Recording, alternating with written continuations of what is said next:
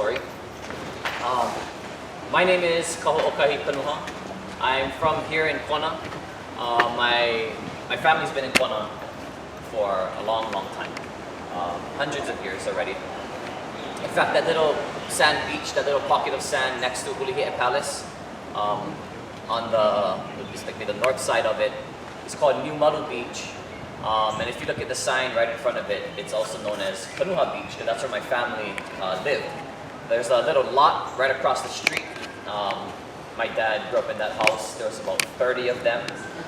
My grandpa and his brother and sisters, and all of their families living there. And they were a fishing family, so always gathering fish, taking it home, eating. My dad tells me stories of being called by the King Kamehameha Hotel every once in a while when their pigs were found swimming in the pool.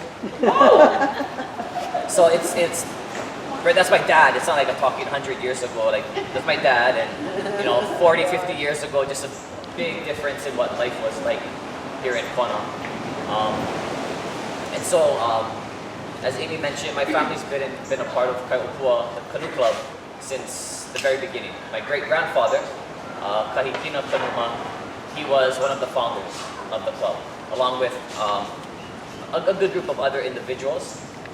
And since then, my family's been involved in the club until now. I've been paddling with Kaho'okahi since I was a young kid, since you were old enough to paddle special events. So that was about 8 or 9 years old. I lived on Oahu for a time, went to school, so I paddled with Hawaiian and Kaho'okahi over there while I was going to college. But been with Kaho'okahi since I was born. And now I'm currently coaching the 12 to 14 girls. I was the assistant coach for the men's program this year, and I paddle with the men's program, and then I sit on the board with Amy and Jomam and some of our other people part of the club. So, just real quickly, I'll just kind of, more and more people are coming in. I was going to kind of ask you folks some questions, but that might take a little bit longer now, but I'll go ahead and do it anyway. Just maybe I'll ask you where you're from and whether or not you're paddling in the race, and if you are, maybe how many times you've done it. So I'll start with you. Where are you from? Hi, I'm originally from New Zealand, but we've been living in Melbourne, Australia for 20 years. And I only just joined Outriggers 3 months ago, but I've been doing dragon boat circuit racing everywhere. So my first outrigger race ever. Oh, right on. Right on. It's amazing. Cool. Yeah. It's a good one to do. Yeah. It's probably easier to be able to switch sides every now and then rather than, Cool, yeah. I always wonder how you folks do that. Okay. How about you? How about you two? We're from Houston, Texas, and we're just visiting. Interesting. Awesome. Mahalo for joining us. Where are you folks from? Who us? Hi. Oh, we remember you since you were a little kid running up down the pier. Oh, man. Oh. We live right up the street. Okay, right on. Papa's mom and dad. Paca's mom. Paca's Oh, okay. Oh, right on. I'm paddling with Papa this weekend.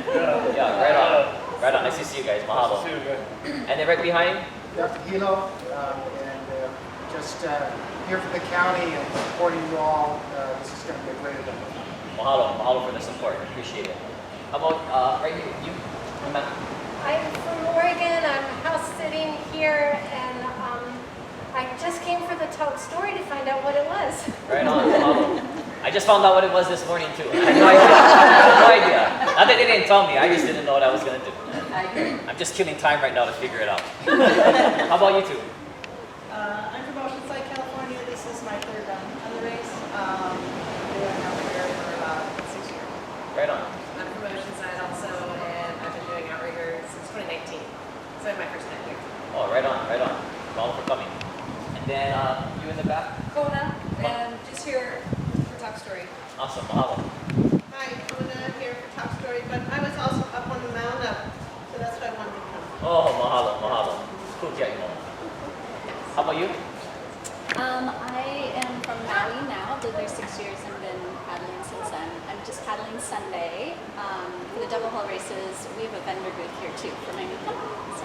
Full circle. Yeah, full Okay. circle. Yeah. Folks So heard it come here see first. us. All right. Mahalo for coming. Thank you. You too? From Santa Cruz. California. I've been paddling for 10 months, and so this is my first distance race. Right on. Yeah. Awesome. I come from Santa Cruz too, originally from the Basque Country, north of Spain. And I have been paddling for about a year total, and also it's my first race here. Right on. Mahalo. Mahalo. And then you two in the back? I'm from Ventura, California, tagging along with my paddler daughter. I'm from San Diego now, and this is my first race. Your first? This is my first time in this race. In this race, awesome. Saturday? Yeah. Awesome. Oh, right on. She's from Oceanside too. San Diego. Okay, and then we won't let you get away. You just said everybody just tell us where they're from and if they're paddling, how many times they've done this race. Oh, okay. So I am from Maui. I'm not paddling. I'm here as a vendor. Oh, full circle. Part of our You didn't hear it the first time. You heard it. My priority is this time, so I'm not paddling, although I am a paddler. Just like a paddler. I am, and yeah. Awesome. So Mahalo. I've been here a couple of times. Mahalo. Okay, so we got kind of a diverse group from all over the place. So what I wanted to talk about today, oh yeah, Amy, sorry. Oh, no, that's no, I love that you're doing this today. Thank you, mahalo. Mahalo. She's been very patient with me. We've been talking about this for months, and like I said, just like you folks, just today I found out what we're talking about. What I wanted to focus on was just talking about the Queen, about Queen Liliuokalani, because obviously the name, this race is named after her. We see it all over the place, and just something very simple for us as paddlers. I'm sure that you've heard this just as much as I have. But right, if we look at the sign and we read her name is Liliuokalani, right? And when we talk about this race, a lot of times we call it the Lili'o, right? The Lili'o. And in Hawaiian language, there is no lily sound. Yeah, it's a L-I, that's lili. Yeah. But lili by itself is it's not a good meaning. Lili means jealousy. Yeah. So she's definitely not the royal jealous one, right? But Liliuokalani, she was born Lili'u, and Lili'u means like this scorching pain. And another name of hers is Kamakaeha, and Kamaka means the eye, and Eha means sore, painful. And so she was born with that, not because her eye hurt when she was born. I'm sure they had no reason why she was crying, right? Babies are doing it at that time. But her auntie, Kina'u, who was the Kuhina Nui, or the prime minister of the country and the government at that time, her eye, she had an eye infection. And so in Hawaiian culture, many times names are given either about the person or about someone else, or an event that's happening at that time, or an event that took place. So when we say her name, Liliuokalani, we can remember her, but we can't remember her without also remembering her auntie, Kina'u, whose eye infection she was maybe not named after, but named for. Yeah. And there's another, her brother is just, one of her brothers was King Kalakaua, who preceded her as monarch. But another one was Leleohoku. And Leleohoku actually means to lele, yeah, to depart. Io means to, and hoku being the moon phase. And so what's significant to that as it relates to us being here is that if we didn't know, this is where King Kamehameha lived. This was the site of his royal court. Kamehameha passed away over here at Kamakohonu on the night of Hoku. Yeah, that was the moon phase that he passed away on. So when we say Leleohoku, right, again, by saying his name, we remember forever the night that Kamehameha passed away. So those are some cultural, there's a lot of different practices in naming. Like I said, to commemorate an individual, to commemorate a time, an event, to remember certain stories. And so Lili'u gives us one of those examples. Okay, so if all we take away from today, if you're to walk away but knowing that it's Lili'u and not Lili'o, then I'll be happy. I'll be stoked. Because again, it's hard to, especially in Hawaiian culture, it's hard to honor someone if you don't even know their name, right? Because the name tells you so much about them. And even just that attachment of Okalani, right? That comes when she was named heir by Kalakaua. He wanted her to become the heir for the kingdom, and he felt that in order for her to do that, she had to take on a name that was befitting of royalty. Yeah, so Okalani, meaning of literally the heavens, but Kalani is also a name for royalty, right? Because that's kind of the rank that you held. It was so high, it was up in the heavens. Okay, so that's Liliuokalani's name. Yeah, she was born in 1838 in a grass hut in Oahu. In the house of her kupuna, ai kanaka. And of course at that time her auntie had the sore eye, so she got the name. She went to the royal school. She was trained and educated by the missionaries, Amos Cook folks at the royal school in Oahu, along with a bunch of other Hawaiians who were recognized as suitable or able to perhaps assume the throne at a certain point in time. And she became very well known for compositions, poetry. She was a pretty prolific poet, composer, singer, musician. And so there's a lot of songs that we still sing today that were written by Liliu. There's a lot of songs that we still sing today that were written for Liliu. And in fact, she was known as one of the 4 members of what we call Nalani Eha, or the 4 heavenly ones, the 4 royal ones. And these were 4 siblings who were just kind of universally recognized as like the greatest poets and composers and performers. And so that was Liliuokalani, that was Kalakaua, her brother, who was king before her, Leleiohoku, her other brother who I talked about, and Likelike, her sister. And so between the 4 of them, we have literally hundreds of songs written by them. Many of them still popular today. And so, again, going back to honoring the queen, right? Because this race, it could have been called anything. It could have been called the Labor Day Extravaganza, or the super hot race from Honaunau to Kailua, from Kailua to Honaunau. It could have been called anything, but it was named after Liliuokalani. And we're going on almost 50 years of this race, so I'm not quite that old, so I wasn't here when it was started. But again, my family's been a part of the club for a long time, and so I know that it was started as a training, a stepping stone towards the Molokai Channel race. But again, it could have been named anything, and they wanted to name it after her to honor her. In Hawaiian culture, and in Hawaiian way of thinking, the way we honor people, one is, well, first of all, to not forget them. Yeah.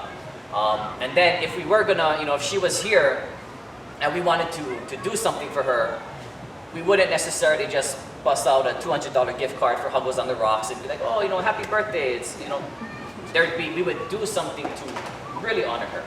And in doing that in Hawaiian culture the best way to do that is to tell their story. Yeah.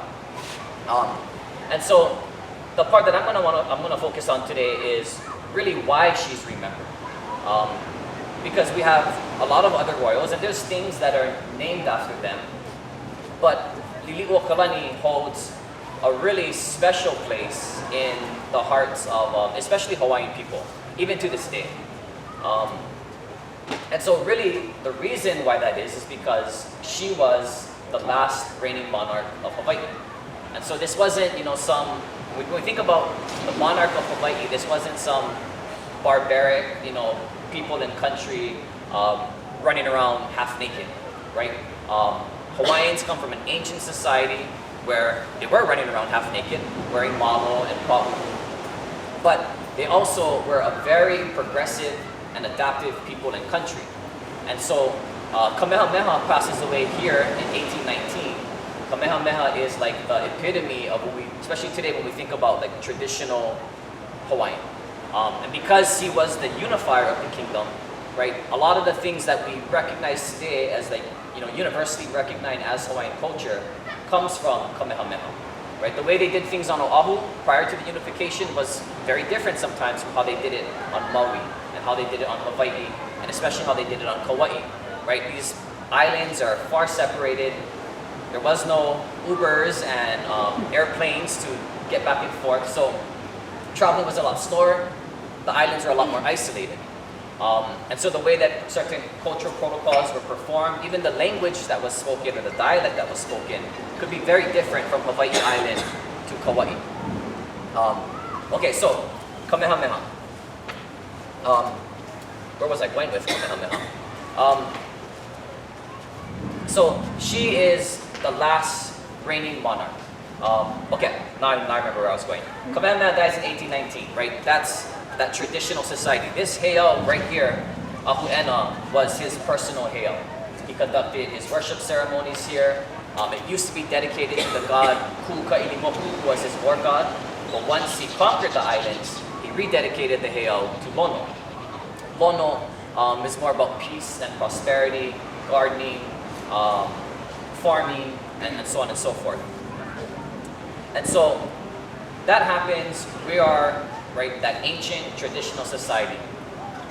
24 years later, by 1843, Hawaii is actually recognized by France and Great Britain as an independent country, as a nation state. And that happens on November 28th, 1843. A few weeks later, Belgium did the same thing. The following year, 1844, America recognized Hawaii's independence. And by 1893, Hawaii has over 90 embassies and consulates throughout the world. All over America, Europe, Asia, all over the place. And so very quickly, right, we progressed and adapted to the system that the world was kind of functioning under. And so Liliuokalani comes into, assumes the throne in 1891. Her brother passes away. He's in San Francisco, passes away there, is brought back home. She was already named the heir, and so she assumes that throne. There was a lot of political struggle happening in Hawaii at that time already, especially from the time of Kalakaua. American business interests were growing in the islands, especially as it related to sugar. There was a lot of money there, and the idea of not having to pay the tariffs and the taxes of America was something that would have benefited sugar planters' pockets exponentially. And so there was this push to annex Hawaii to America so that they wouldn't have to pay those extra taxes. And so there's this political struggle happening during the time of Kalakaua. And without getting too much into it, he's forced to relinquish a lot of his powers. And so when Liliuokalani assumes the throne, one, she's a woman in 1890s. And so again, thinking of the way that women were viewed at that time, even in America in the 1890s, she was looked at by these sugar plantationers as a non-threat. She's just a woman, right? That's the way that they looked at it. That was very different in Hawaiian perspective. You can think of Kina'u, who I talked about being the prime minister. Before her, Ka'ahumanu, who's arguably the most powerful Hawaiian in the history of the world. There's a lot of change that happened under her. Or you might find your perspective on one side or the other of it, but what's undebatable is the power that she held. So the perspective of women in Hawaii versus maybe American or foreign perspectives was very, very different at that time. And these American businessmen learned very quickly that women operate differently in Hawaii. Yeah, they're not just a puppet, and they're not someone that you could control. And there wasn't this idea that they could be controlled. So she is receiving petition after petition after petition from Hawaiian people across all the islands. They want her to go back in and to create a new constitution and restore powers to the throne the way they were prior to the loss of powers under Kalakaua. And so she's moving forward with this in late 1892, early 1893, but again, she can't do anything without the approval of her cabinet. Those are some of the powers that were lost during the time of Kalakaua. And her cabinet turns their back on her at the last minute. And so she's left as this looking at this radical rogue queen who's trying to assume all power and take it back only for herself because she's some crazy woman. And so that leads to the overthrow of the government, right? And so that happens on January 16th and 17th of 1893. She's overthrown by these businessmen, most of them from America, some from other places, and most of them actually being citizens of Hawaii. What makes it problematic, especially as it relates to the legalities and in history, is the fact that that overthrow was assisted by United States Marines, right? And so being that America and Hawaii had treaties between each other, even President Cleveland on the congressional floor in 1893 called that act of assistance an act of war against a peaceful and friendly nation. So that's where that power is kind of leans towards the other side in getting her out of government. And so she relinquishes her power under protest with the idea that upon conferring with the American government and going through the legal process, that she would later on be restored to her throne. Okay, so here we are in 2022. Obviously, that never happened. And so during that time, though, there was a huge, huge political struggle for control of Hawaii, right? And so you have what's now the provisional government, which is made up of the members who overthrew the queen, and they're running the country. And they're running a country that is mostly populated by Native Hawaiians, right? It's not like what we see today where we have 1.4 million people and only 225,000 Hawaiians. Hawaiians are the majority of the population. And it's not a huge population. During this time, we only have about 40,000 Hawaiians alive. And just as a side note, when Captain Cook came here in 1778, estimates are from anywhere between up to 1 million people, right? So we have a population decline in the span of 100 years of 95%, right? For every 20 Hawaiians that were alive when Captain Cook came, only one of them made it. Which is one reason why so many Hawaiians are related to each other, right? We don't come from a huge number of people. 95% of our population was wiped out. So in this time, excuse me? Diseases. Okay. Introduced diseases, yeah. Because even prior to that point, Hawaii wasn't dealing with a lot of disease. Even the common cold wasn't common. And so there was no, what do you call that, immunity, right, to the things that were being introduced. So, dying like flies, 100 years later we got 40,000 of them. But this is a very politically active group of people, and one that is still not far separated from the time of Kamehameha and prior to that. So there's still this very strong relationship to their ali'i, yeah? And it's hard to define ali'i as a king or queen, because when we think king or queen, we think Europe and all of the good or bad, the baggage that comes with that. But the relationship between people and ali'i is one that was revered by the people. And so we have a couple of olelo no ea, or proverbs that say, "Iali'i no ke ali'i I ke kanaka." The ali'i is only ali'i because of the people. And if you, Ka'u was very famous. If they didn't like their ali'i, they got rid of them, and not always in the most peaceful manner. But that's this idea that, right, it's the people that choose their ali'i, and you can only be ali'i if you're treated as one and respected as one. Otherwise, you can call yourself whatever you want. Nobody really cares. So there's this strong relationship between the people and Liliuokalani, and they want her to run the country. That's what they want. They want their independence. They don't want these other people running it. But really, even beyond that, they want this wahine, this ali'i, to run their country. Because as soon as she stepped in, she was willing to heed their call. Right? They want this new constitution, and she was willing to do it, knowing that it was going to create a lot of pinikia, a lot of problems. And so during this time, between 1893 and 1898, there's again, a huge struggle for the future of Hawaii. And so Liliuokalani, being this symbol of the Hawaiian people, is really targeted. And so after her overthrow, they try to annex Hawaii to America. The treaty doesn't pass in the United States Congress.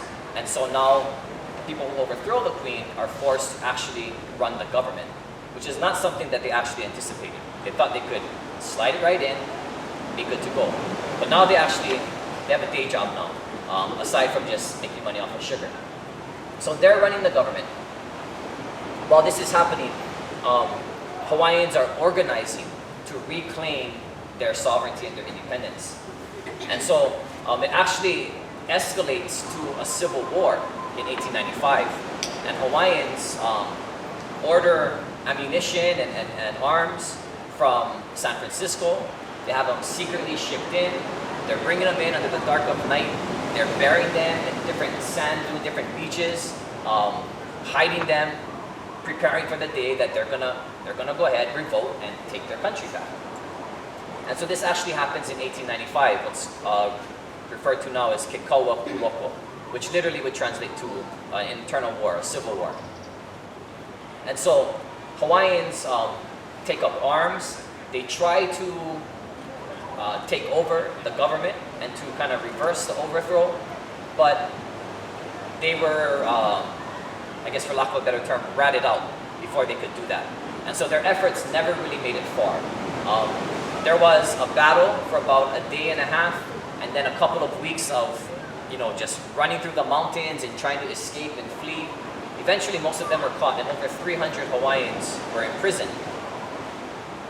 But after catching the last Hawaiians, what they did was they searched the Queen's house, the Queen's Washington place, and they claimed to have found ammunition and arms buried in her gardens. Now, whether they were actually there or not is up for debate, and who put them there, right? I wasn't there, I don't know. And I'm sure nobody was like, oh yeah, it was me. But they pinned that on the Queen. And so when we hear about Queen Liliuokalani being imprisoned in her own palace, it wasn't like they overthrew her, threw her in her room, right? There was organization going on, and through these efforts of Hawaiians, she was pinned with being the instigator of the Civil War. And so she's imprisoned in her palace, in her own palace, for 9 months. If you go to Iolani Palace and you're standing on the road and you're looking towards the right side at that top corner, that's where she was for 9 months.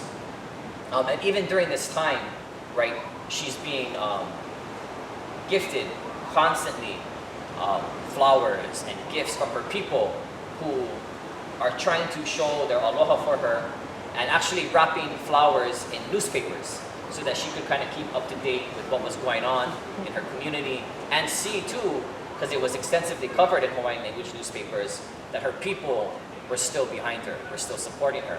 And they weren't going to give up, and they didn't want her to give up. And so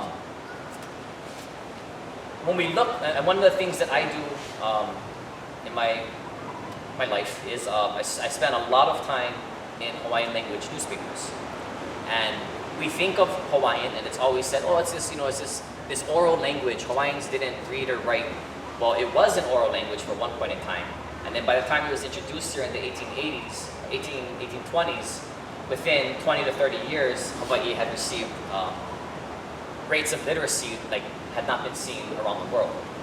So Hawaiians were very literate, and they took to the newspapers to document what was happening in their world. And so today, we actually have over 1 million digitized pages of Hawaiian language newspapers from 1834 until 1948.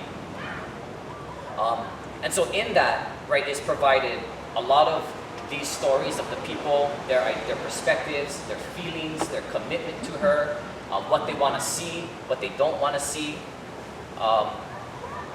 And unfortunately, because of a law that was enacted after the overthrow in banning Hawaiian language in schools, most of our people, even to this day, don't speak Hawaiian language. So we don't have access to these stories. So when we talk about Hawaiian history, a lot of times we're getting it from English sources. And the problem with that is that these English sources, a lot of times, were written by those who are on the other side of the story. And so Hawaiian history, as we know it, kind of generally speaking today, would be the equivalent of knowing American history that was written by a bunch of Chinese speakers, all the Chinese language. There could definitely be some truth and some facts in there, but whenever perspective plays a role, it's not going to be an American perspective, whether it's in alignment or not, right? And so the same thing here has happened with Hawaiian language. But in those newspapers, we find all of these stories, and we find songs written for her, weekly. And not just for the first 2 months and then people kind of forget about it, but constantly. And not even beyond annexation until she passes away. And so, and this is one of the reasons why she's so beloved, is because after getting out of prison, out of her her home lockdown at Iolani Palace, she heads off to Washington, D.C. And she stays there for almost a year. Not almost a year, for more than a year. And during that time, she's actively engaging with American government, trying to reclaim her throne. Because in 1893, Grover Cleveland, president at that time, they actually had an agreement that she would be restored to the throne. But those in control weren't willing to give it up without going to war. And again, although they were Hawaiian citizens, they were also Americans. And so there was a softness that was granted to them. And because they were kind of ho'opa'akiki, hard-setted in what they were going to do, they were basically able to call America's bluff. And there was never any action that was taking place to restore Liliu to the throne. So she continues on her efforts. Meanwhile, the Hawaiian people are continuing on in their efforts as well. And I'm going to try to wrap this up. And so what they do is they initiate this process. And in here is names that total 21,269. And these names are gathered by the Hui Aloha Aina, which is the Hawaiian Patriotic League. They're established in March of 1893, a couple of weeks after the overthrow. And then their purpose was to restore and preserve Hawaiian sovereignty and independence. And so this is happening, this takes place in 1897. At the end of 1897, this organization launches a petition, a campaign to have all Hawaiians sign their name on this petition to take up to America, to deliver to Congress, to assist the Queen in her efforts to restore the sovereignty of the country, or the government. And so this is launched in mid-September of 1897. Okay, not 1997, right? No telephones, other kinds of stuff. 1897, and within 6 weeks, with a population of less than 40,000, they're able to gather 21